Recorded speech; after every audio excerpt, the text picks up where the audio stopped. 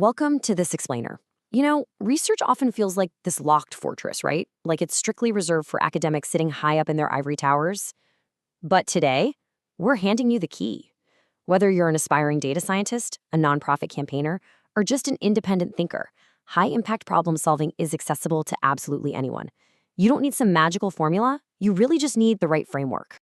Here is our agenda for today. We'll cover the researcher's mindset, ask whether you actually need a PhD, talk about finding your mentor, managing your research, and finally, writing and publishing. Let's get right into it. I want to kick things off with this incredible quote from Turing Award winner Richard Hamming. People who make impact select important problems to work with. It's such a high bar, but it perfectly captures the core ethos of impactful work. It's crazy, but sometimes incredibly smart people fail to do great research simply because they work on unimportant problems. So don't just work hard, work smart.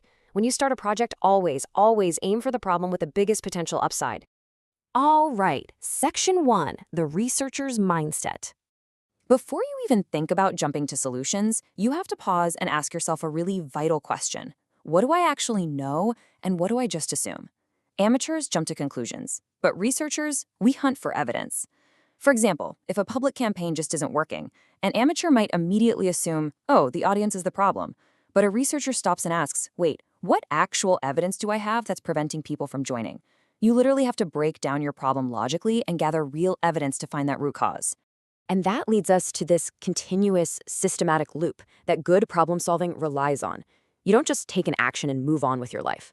No, you observe the evidence, you act on a solution, you reflect on the real-world outcomes, asking yourself what actually worked and what totally failed, and then you refine your approach. This cycle is absolutely crucial. It's the ultimate difference between rigorous analytical thinking and, well, just random guesswork. Moving on to Section 2. Do you need a PhD?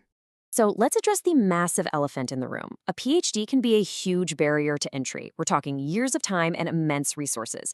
Academia leans heavily on these degrees as gatekeeping signals.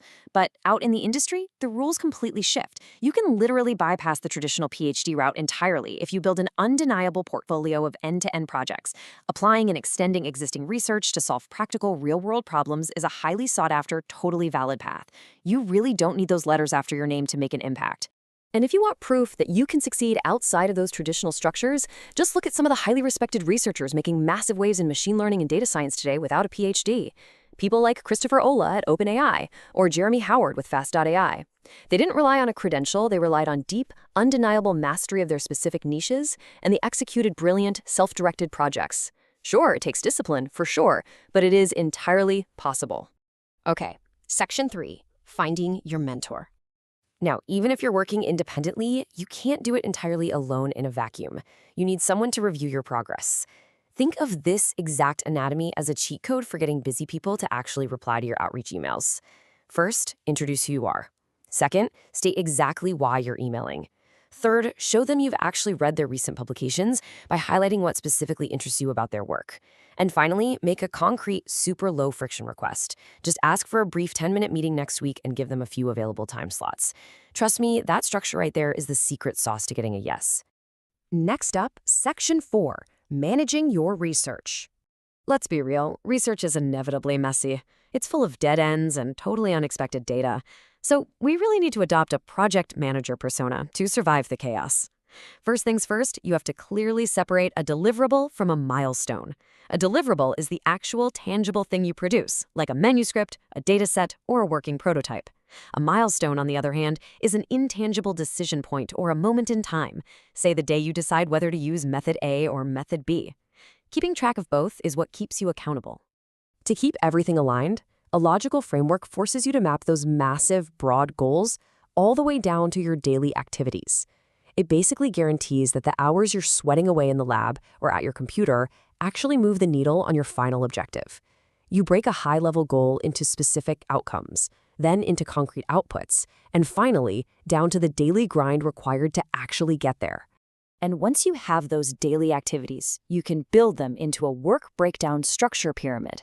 This is a real game changer. It allows you to slice an incredibly complex, intimidating project into bite-sized, manageable work packages. By dividing the top-level synthesis into distinct layers, like data collection and management, you can accurately estimate the time, the cost, and the human resources required for every single tiny piece of the puzzle. Then, to avoid completely losing your mind and missing your deadlines over the months your research might take, you simply map those work packages onto a Gantt chart timeline.